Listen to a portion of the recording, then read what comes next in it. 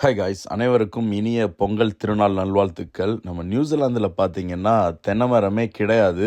தேங்காய், இளநீராக இருக்கட்டும் எல்லாம் இறக்குமதி தான் பண்ணுவாங்க. நம்ம நியூசிலாந்திலிருந்து சொந்த ஊருக்கு வந்திருந்தப்போ ஃப்ரெஷ்ஷாக இளநீ குடிக்கலாம் அப்படின்னு வந்த இடம் தாங்க நம்மளோட தென்னந்தோப்பு.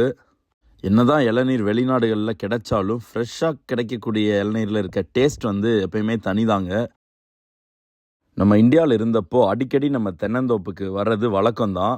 தென்னை மரத்துக்கு இடையில பார்த்தீங்கன்னாலும் வாழை, கொய்யா, சப்போட்டா, நெல்லிக்காய்னு ஏகப்பட்ட மரங்களும் வச்சுருக்கோம். மரங்களுக்கு எப்படி தண்ணி பாயுதுன்னு பார்த்தீங்கன்னா கிணத்துலேருந்து மோட்டார் மூலமாக சொட்டு நீர் பாசனம் அமைச்சிருக்கோம். மற்ற விவசாயங்களை காட்டிலும் உங்களுக்கு தென்னந்தோப்பு தண்ணி இருந்துச்சுன்னா அருமையான விவசாயம் தான். இப்படி நம்ம இந்த இயற்கையோடு இருக்கும்போது இந்தியாவிலேயே இருந்துக்கலாம் அப்படிங்கிற எண்ணம் தாங்க வருது. ஆனால் நம்ம கனவுகளை நோக்கி நியூசிலாந்துக்கு படிச்சுட்டு வேலை பார்த்துட்டு இருக்கோம்.